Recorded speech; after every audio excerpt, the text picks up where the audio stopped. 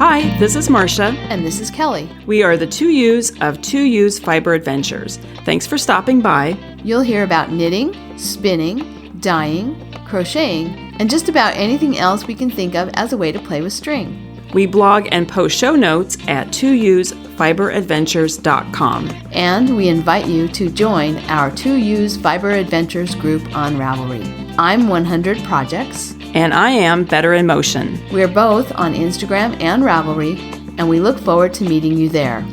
Enjoy the episode. All right. Hi, this is Marsha, and I'm here with Kim. Hello. And we are in Rekjavik, Iceland. And this is our first dispatch. So, I first have to say a disclaimer. Because we're in Iceland and we are having a difficult time with the names, we're not even really going to, I don't think we're even really going to try pronouncing the names. Only the ones that are 2 syllables. Yeah. The ones that are 3 and 4 syllables or 5, no. Yeah. So very difficult to pronounce the names. And it's also sort of a joke. Kim's done a great job finding your way around the streets, but what we've been doing is just sort of trying to memorize the first 3 to 4 letters of a street to try and find it, because many of the street names are 12, 15 letters long and very difficult to pronounce. So that's just the disclaimer. We're not going to try. So I was just going to start and just say this is our first recording since we've been here, and we've been here now 4 days, I think.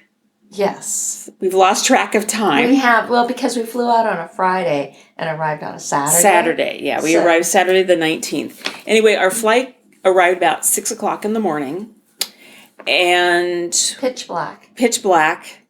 And we took a bus to the hotel. It actually dropped us off near the church, which I will put a link to the church and the name of the church, because we're not even going to try pronouncing it. It is the largest church, and we can see it from everywhere. Yeah, I'll just make it bad. Yeah. Anyway, it was built, I think, wasn't it built in 1945? 46. Yeah.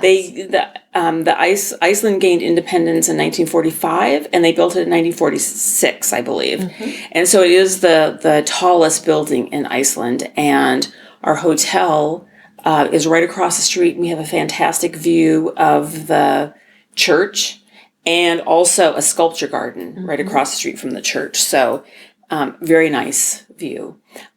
We were laughing when we arrived because there's snow on the ground that we spent how many months picking out our suitcases. Oh, and the one thing we did not think about was, how do you move your 4-wheeled suitcase through snow? Yeah.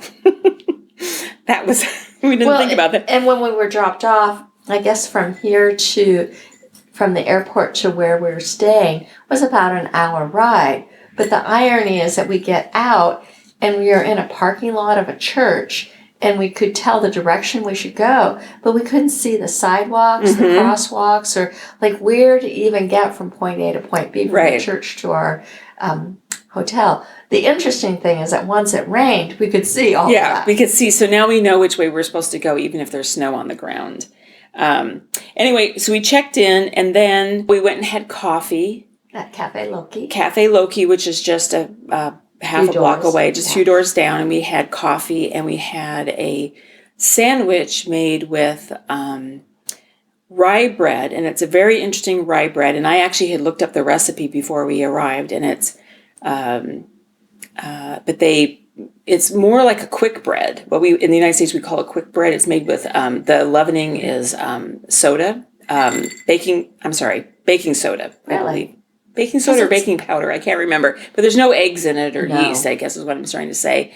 And they do a quick mix of it with sugar and the rye flour, buttermilk or some sort of sour milk, and then it is put in, they've been putting it in milk cartons, but I think years ago it was put in some sort of pan. And then it's buried in the ground because the ground is warm because of the geothermal. Today now they just put it in an oven, a very low oven, about 200 degrees or lower, and they bake it for about 8 to 12 hours. I've heard different things. But it's very moist, very sweet. And that we had that sliced. with a chopped fish and potatoes and perhaps a bit of mayonnaise or something in there. Sometimes they call it tuna fish, but it's not like our tuna fish, no mayo. And that was on top. That was interesting. Yes, a lot of the food here is interesting. Interesting, yes. We love the bread. Not a fan of the fish, though. It's kind of bland, I would say, by our... But anyway, the bread is fantastic. But anyway, then we met at about 12:30. We met a food tour, and it's just Rekjavik Food Adventures. And I'll put a link in the show notes. But we met our tour guide, Maggie, at the Harpa... That's the only thing we can pronounce. Harpa Concert Hall, and which is a very interesting building, very modern. Right on the water. Yeah, and very angular and has really interesting colored glass in it. But anyway, she took us to 5 restaurants, and I think we thought we were just going to have samples at each restaurant, but we actually sat down and had... dishes. Yeah, full serving at each restaurant. So... I won't go through all the restaurants because, as I say, I can't pronounce them. But the first restaurant we went to, I think, was the highlight. We had an Artic Char. And Artic Char is like a trout. It's in the trout salmon family. And we learned today that it's actually a freshwater fish. I thought it was saltwater, but it's actually freshwater. And that char was excellent. Yes. It was cooked in a lot of butter and toasted almonds. It had all kinds of spices that had been rubbed into it. So it had a little bit of I would say sort of a Middle Eastern flavor kind of to it. I don't think it's typically Icelandic. And then it was also finished with some honey. So you had that very sort of spicy, salty, finished with sweet. And it's served in the frying pan that it's cooked in. And we've had char elsewhere, and it's an amazing fish. It's very clean, but the actual recipe of this was not Icelandic at all. No, but it was excellent. And then the other dish they served us was the same chopped fish with potatoes. It was more flavorful there. It was more flavorful, but it's still, I have to admit, it's not my favorite.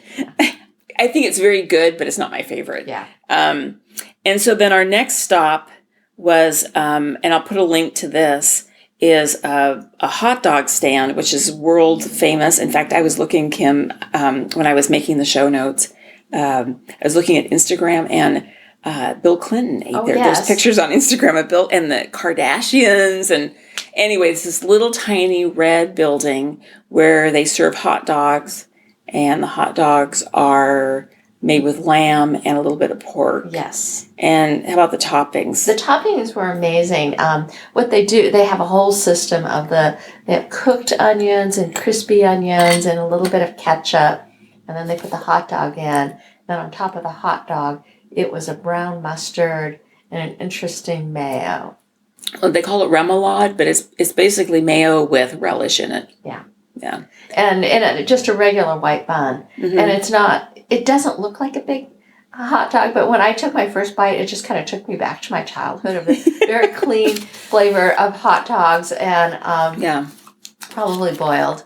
Yeah, they are. I read an article about it. They are boiled. They're not grilled. They're boiled, And it's just one of those things that it's the stop to go to. And it tasted really good going down, and then it gave me a little bit of indigestion.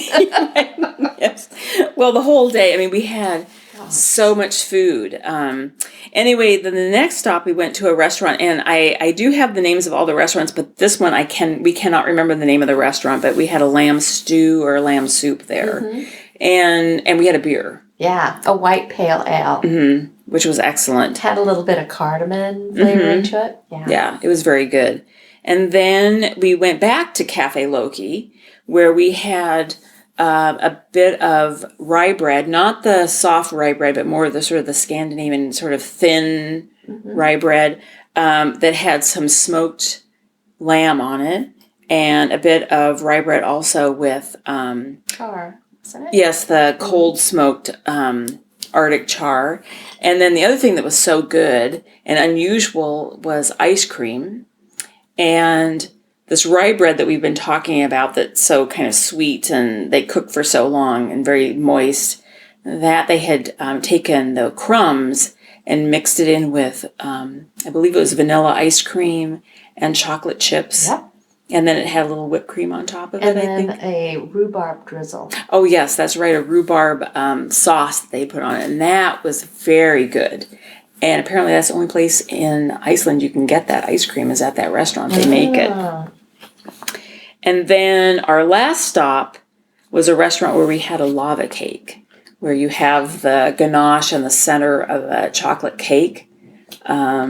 And then that was served with, wasn't it Bailey's ice cream that they make at the restaurant. And then she came around with a pot full of it was not popcorn, it was caramel corn that had been frozen with dry ice. And so it was sort of smoking. And she sprinkled that all over. Quite dramatic. Yes. And that was very good. Yes. But we were a little exhausted because we had flown that morning all the way from Seattle to Iceland, and we were fading at that point. Yeah. But it was really a good way to be outside. Mm-hmm. We walked all over the city. We got kind of our bearings about us. Mm-hmm. We now have restaurants to go back to. The tour guide was great. She gave us a lot of history of the city and traditions, and told us all about how daughters take the first name of their fathers. So in Iceland, all children take their father's first name, and then if they're a boy, they add son. If they're a girl, they add daughter, Dottir. Yeah. So fun tradition. Yeah, and she also showed us too the app that they have.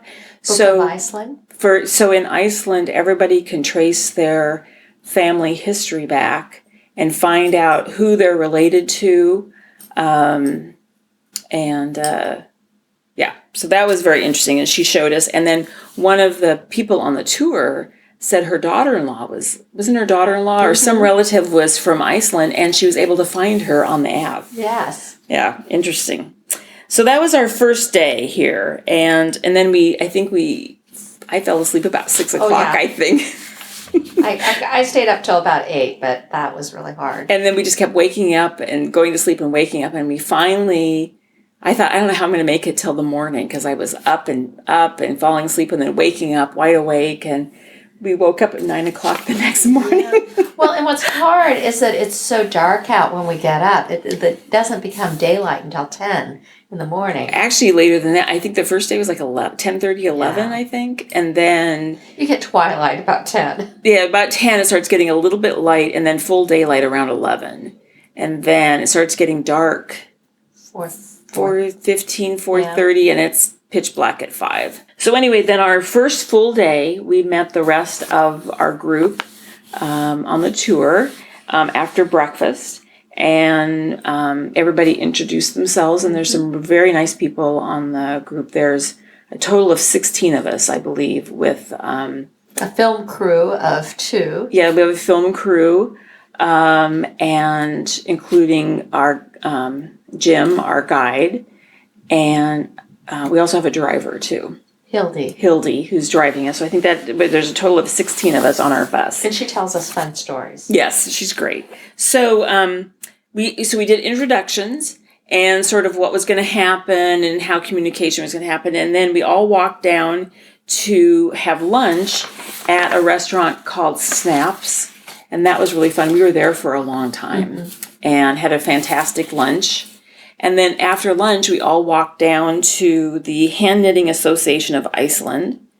And what should we say about that? It's I would call it a very traditional Icelandic store. It's not slick in any way, slick or modern. Chock full is probably the right word, of wool sweaters and accessories. Icelandic sweaters, lots of them. Hats, mittens, stuffed animals. I was going to say serapes. That's not the right word. Ponchos. Ponchos. Thank you. Ponchos. I bought a little black cat that has been felted. It's kind of fun. And yarn. Oh, yes. And one of the people on the tour is actually an instructor. She's going to give us some classes, and she also designed a hat pattern, actually a cowl pattern and a hat pattern for us. And many people bought the yarn at the Hand Knitting Association of Iceland. They bought the yarn. That Kim, you bought the yarn too. I did, and you buy it by the gram. So, and they come in these wheels, and it's not spun. It's kind of the roving, and then you just gently pull it out and knit it into whatever. I'm going to knit it into a hat. That you're going to do the hat pattern that was given to us, right? Yeah. And the pattern designer is Janine Bajus, I think is how it's pronounced, and she's here with us on the tour, and she's going to be giving us some instruction. And it's going to be a nice hat too, because when you wash it, it sort of blooms. Yes. It's very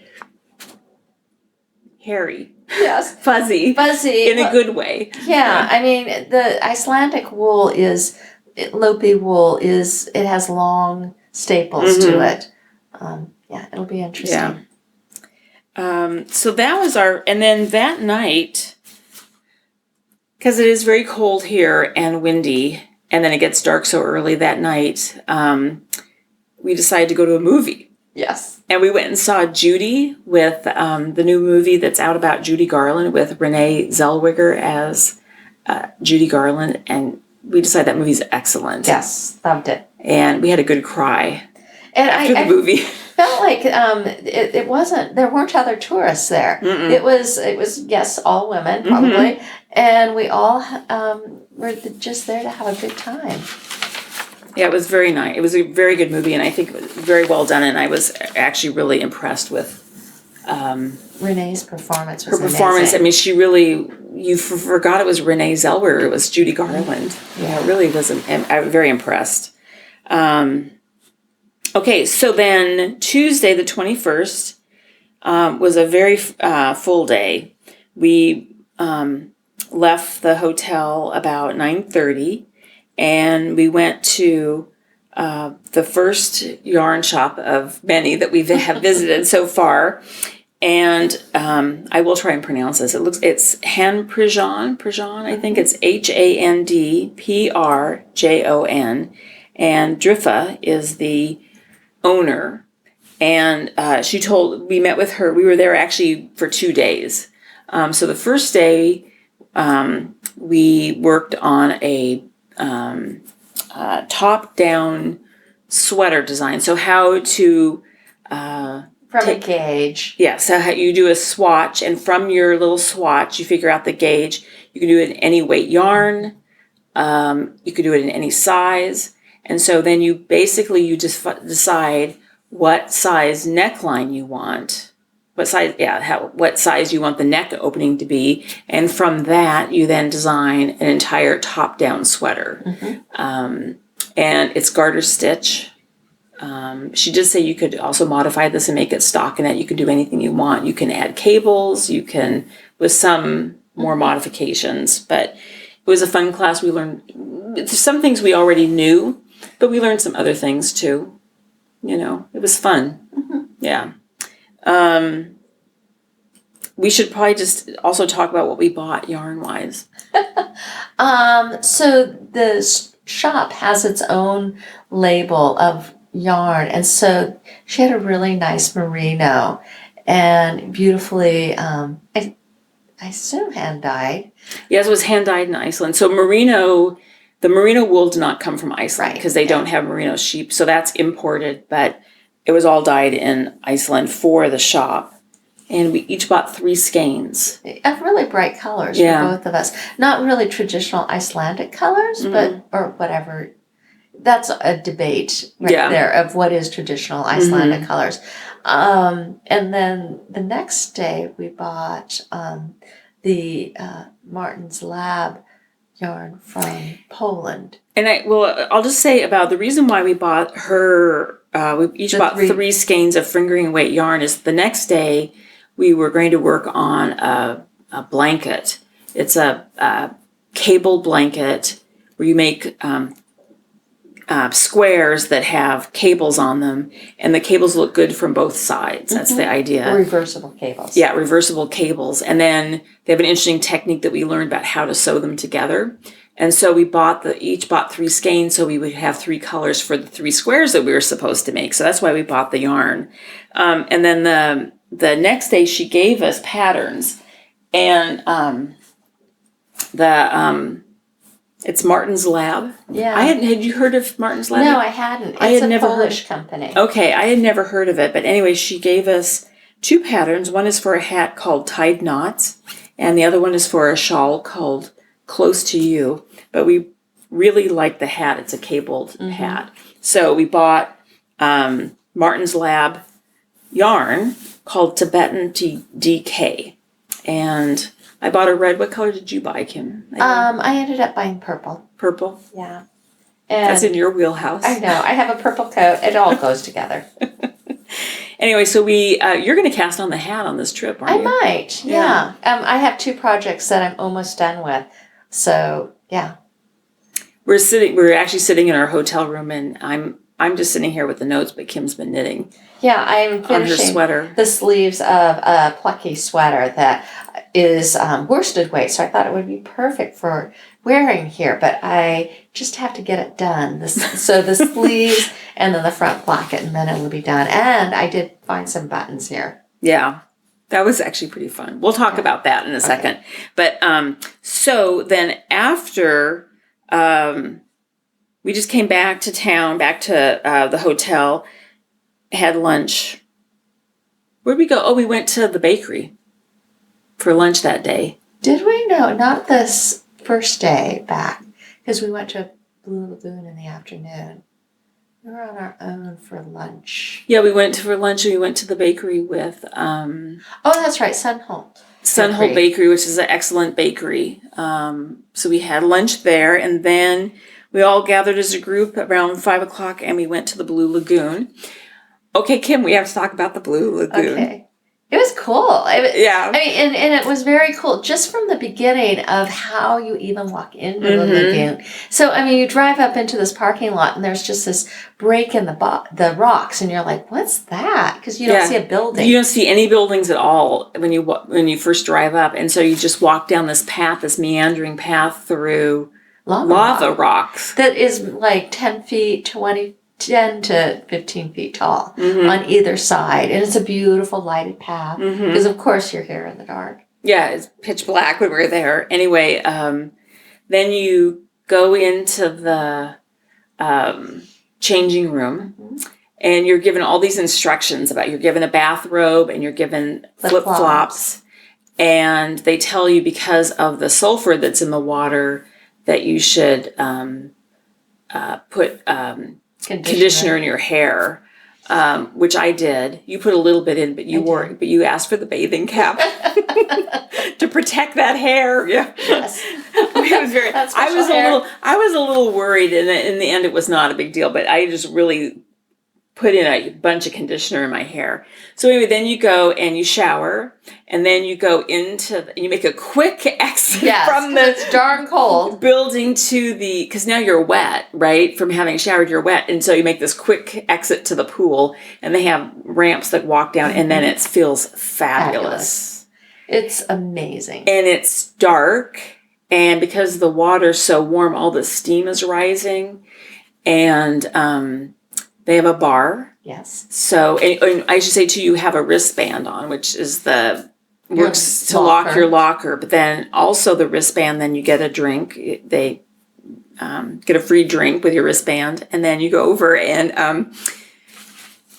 the guy hands you these a dollop of stuff to put on your face for a mask. Yes, mask. That's the word I'm looking for. So the first one was a silicone, silica or something. Silica or something. It was white, very thick. It kind of reminded me of, when you put water in cornstarch. Oh, yeah. That's what it kind of felt like, and you put that all over your face. And then you leave it on for about 10 minutes, and then you wash that off, and then you go back and you get your second one, and you got the green algae. Yes. And I got the mineral one, I think. And then you put that on. And then you just kind of float around in this water. And it's huge. Yeah, it's huge. Yeah. And there were warm spots and cold spots. And the warm spots were really just luxurious to be in. And there was a waterfall, a fresh waterfall. I think if it was totally dark when we were there, if it had been light, we might have seen that there were spaces that people could get out of the lagoon and sit on the sides. But it was cold enough outside, everybody was in the lagoon. Yeah. And all the attendants are sitting by the side of the lagoon in their down jackets and their hoods with the fur-trimmed hoods.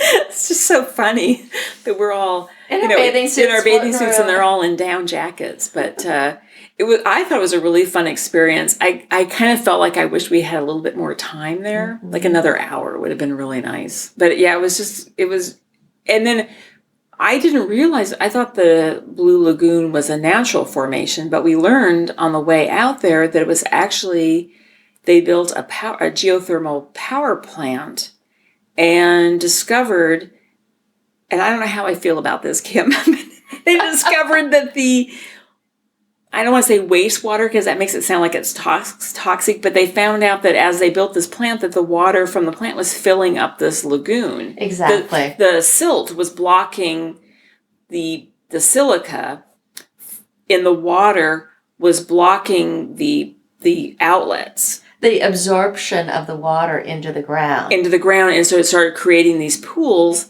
And she said that it was the American military GIs that were stationed in Iceland. They were the ones who discovered that these pools were forming, and they were the ones that were started going there. And then she said that there was a man who had psoriasis, an Icelandic man, and he discovered that he felt it was good for his skin, and so he just had a little hut there so people who were suffering from this could sort of take the waters and change. And then next thing happened is they've got the blue lagoon, this huge blue lagoon and this huge operation. So that was really fun. And then, so that was last night, and then we went and had dinner. We went back to the restaurant with the Artic Char. Yeah, the fabulous Artic Char with almonds and honey and tons of butter. So that was, Yeah, and we were so full afterwards. Yeah. So, and then today, oh no, you know what we didn't talk about though was the second day. The second day we've missed it is that we went to we went to the Blue Lagoon, and then the next day, I'm missing a day. The next day we went to yarn shops, and so. But in the morning we went to our cable class at the Handprjon. Right. There's some of that awful pronunciation. Driffa's class, yeah. Yes. And so we did the cable blanket class. And then we left and we went and had lunch at a restaurant called Brick. We can pronounce that, but spelled Brikk. And we had lunch there. And then after lunch, then that's when the yarn shopping started. Yes. And so we went to a place, this is listed here as FK Supermarket, but it's a supermarket that has a yarn shop in it. And it was a very high-end grocery store. It's very nice. And it was a whole shop. Like you'd have a pharmacy maybe or electronics in a store. It had a whole wool section in the store. And they had little mannequins with sample sweaters. And a pretty in-depth selection of yarn. Really nice. And a woman there that would help you with it. And there were some needlecraft, needlepoint kits, I think. But it was mainly yarn. Mainly yarn. And then, supplies and buttons. And that's where you found your buttons. Yes. I found some wonderful pewter-colored buttons. And they had 5. And I thought, well, that's pretty good, but I'm going to need, it's a cardigan sweater, and it's a thick one. So on the last stop, I found an additional 4 that matched exactly the 5 that I found at the grocery store. Yeah. Small world. Yeah. So at the grocery store, then we bought some snacks. And gin and tonic for our gin. Tonic for our gin that we have. So, and then the next shop we went to, Litla Yarn Shop. Again, I'll put a link in the show notes. That was a really nice shop. And I actually bought a couple of things there. I bought the Regia sock weight, which is a standard sock yarn, but it's a solid. And at home in Seattle, it's hard sometimes to find solid colored sock weight yarn. It's usually the self-striping or hand-dyed. And so I was kind of excited because I would like to try doing something with cables or lace or patterning. And so I bought that. And then I also bought 4 skeins of fingering weight yarn in a beautiful green. Velvety green. Yeah. And that's from a company called Vivid Wool. And it is an Icelandic company. It's superwash merino. So again, not Icelandic wool, but it's all dyed in Iceland. Yeah. So I was excited about that. So I bought that. So that's all I bought at that store. And I got a beautiful, and I don't usually buy variegated, but this one I think is from Denmark. And it was Uchita Tita. And it was just a beautiful purple and brown on a creamy background with some speckles. And so I can see doing a very lacy shawl out of that. Yeah. And then it was interesting at that shop, too. She had Quince & Co. Yeah, and Brooklyn Tweed. And the other yarn that I saw it, but I did not buy it because it was more, it was not the texture I wanted, but they had some wool from the Faroe Islands. And one of the women on the tour bought that.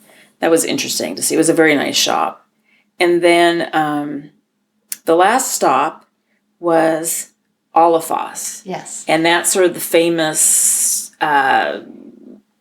company that's making the Icelandic wool that you typically use for the sort of the classic Icelandic sweater. Yeah, it's kind of like a folk sweater, part of their tradition. But it's interesting.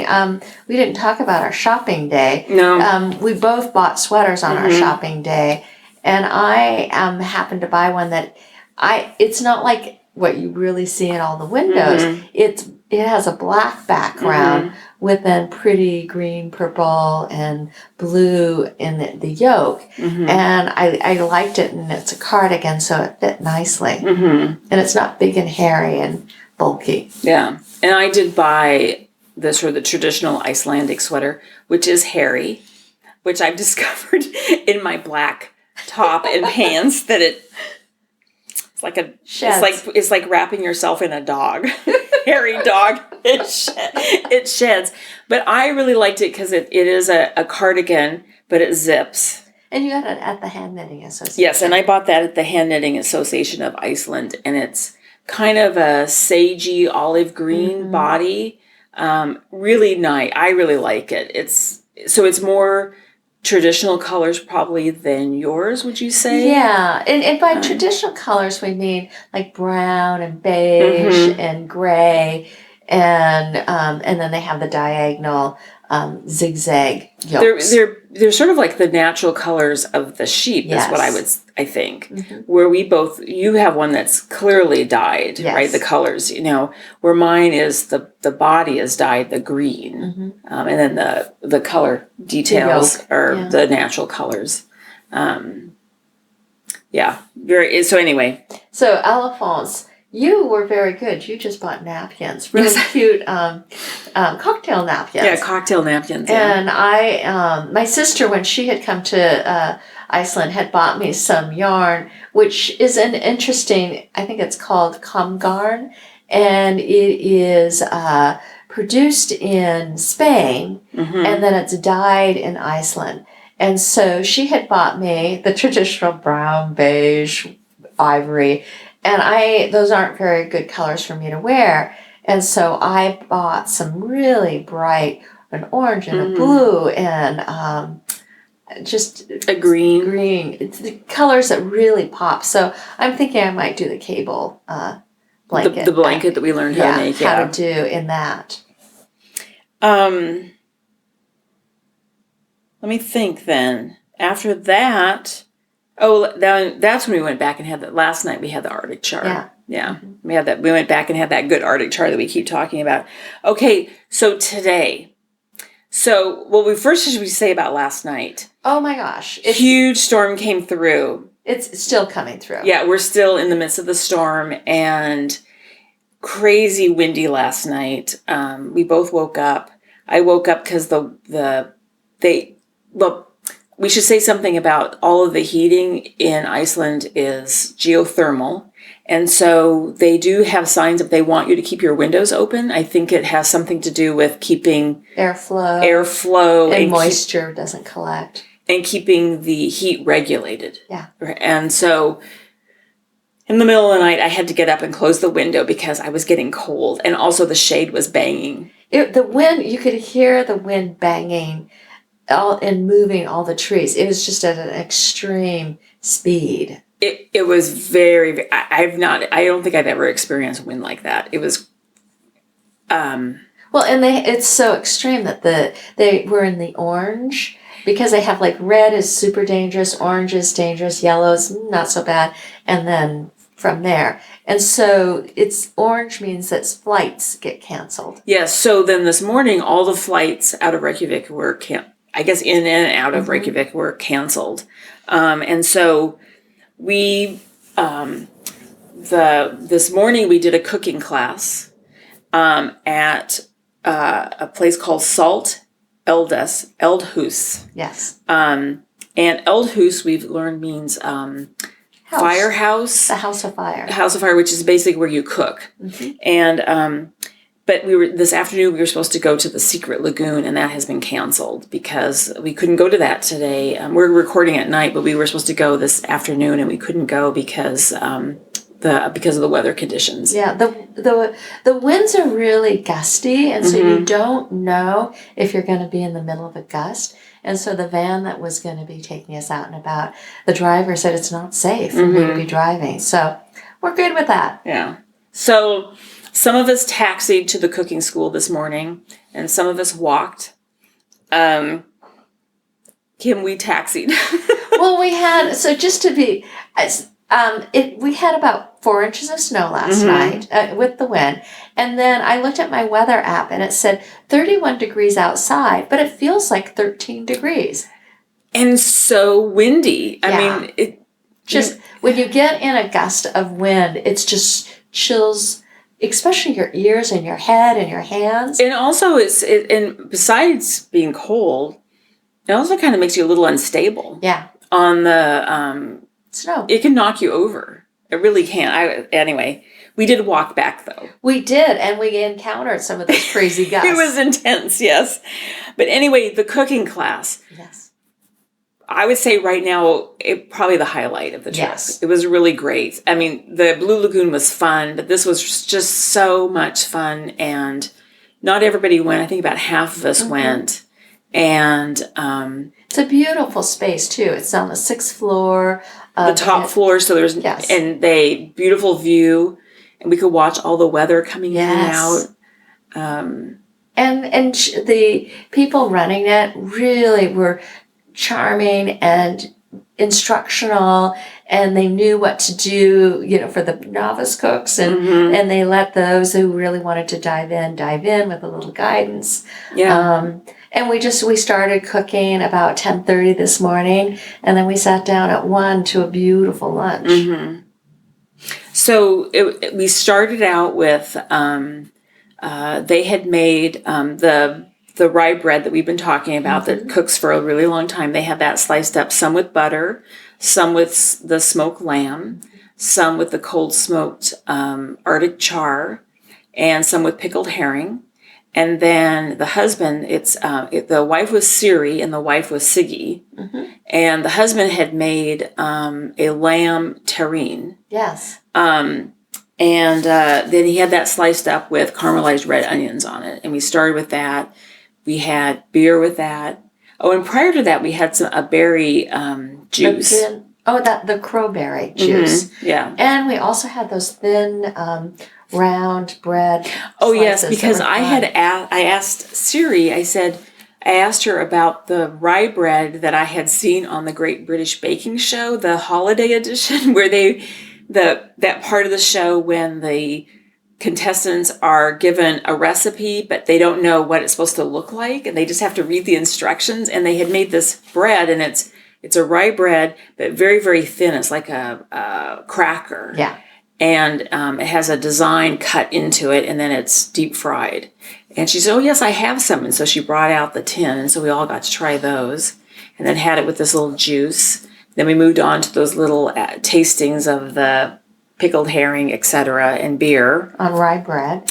And then we had made, then the next thing that we had made was a fennel salad. So it was fennel and oranges and capers and kind of pickled red onions that had been sort of marinated in lemon juice to take some of the bite out of it, and dill. And then it had a vinaigrette of orange juice and lemon juice and orange zest and wine vinegar, apple cider vinegar, olive oil. And then on top of that was a piece of Artic Char that was beautifully cooked. And Kim, did you eat the skin? I did eat half of the skin. I ate the skin because they said you're supposed to eat the skin. It's a delicacy, which I hadn't been eating it before. No, I hadn't been eeating it, but I ate it. It was crispy and good. And then around the edge of the plate had a mustard sauce and a fennel-flavored salt. Yeah. And then we had white wine, a German white wine. German? Yeah. Yeah, German. And then the next course was the lamb, a rack of lamb we had seared it, then put a mixture, like a dry mixture of breadcrumbs and parsley and thyme. And there was mustard under that. Oh, there's a mustard underneath on the lamb, and then covered with the mixture of the breadcrumbs and parsley and garlic and parmesan. And it's really a pretty green. Yeah. And it wasn't like a scary green. It was just a bright, like fresh green grass. Green, yeah. And that went on the lamb, and then it was finished in the oven. And then that was served with a potato. And I love the way she cooked the potato. So basically took a potato and just squared it off, browned it on all 6 sides. Yes. Right? The ends as well as the sides. 6 sides in a frying pan, and then put all the potatoes in a roasting pan with chicken broth and garlic and butter and salt and pepper, I think, and roasted that for a while till the potatoes got soft. And then it was also served with the peas. They were mush peas with mint. So there was just peas that we cooked in cream and butter and mint, and then just pureed all of that in a Cuisinart and served that. Did they puree it? I don't think she did. I think she just, the only thing she used the Cuisinart for was the breadcrumbs and the... No, because I pureed them. Oh, okay. Mary and I pureed the peas. We pureed them in a Cuisinart. And then the other thing on the plate was red cabbage, like a braised red cabbage with... raisins. It had raisins in it and had more of the vinegar and honey. So you get that sweet, sour. And it was cooked. Braised, yeah. Yeah. On the stove. And then also a sauce, like a red wine sauce that went on it. And then dessert. And dessert was panna cotta. And that was so interesting because the panna cotta was made with skyr. That's Skyr. And it's sort of like a yogurt, kind of, but it's more sour than that. And he said technically it's part of the cheese family, but it looks like a yogurt. And so we made the panna cotta with a skyr and milk and cream and vanilla, gelatin. And then that was served with we made it kind of like a caramel sauce, but it wasn't caramel. It was made with whey cheese, which is kind of brown and has kind of a toasty, nutty taste. And that was cooked and made into we had other things in there. We had butter in there and... Of course, butter and everything. And then the most interesting thing is, so we unmolded the panna cotta, put this whey cheese sauce over the top of it. And then the most interesting thing, I've never thought about doing this, but they took white chocolate and toasted it in the oven, and then chopped that up and sprinkled it all over the pan on top of the panna cotta. And it tasted really nutty. Yeah, it was excellent. And then, and we had a Spanish red wine with the lamb too. With the lamb. Yeah. So it was very good. And then we walked home in the storm. We did. And it was quite the walk. It was It was an hour walk. And when we were in the nice neighborhoods, it was just fine. But when we were next to the church, it was a little intense. No, it was very intense. Yeah. All right. So I think that's it for the day. And I think we'll finish up. We're now just relaxing in the hotel room, we're each having a drink. Kim is having a beer and I'm having a whiskey. And I'm almost done with one sleeve. Yeah. Yay. All righty. We'll be back. Bye. Thank you so much for listening. To subscribe to the podcast, visit 2usefiberadventures.com. Join us on our adventures on Ravelry and Instagram. I am Better in Motion and Kelly is 100 Projects. Until next time, we're the 2Us Doing our part for World Fleece.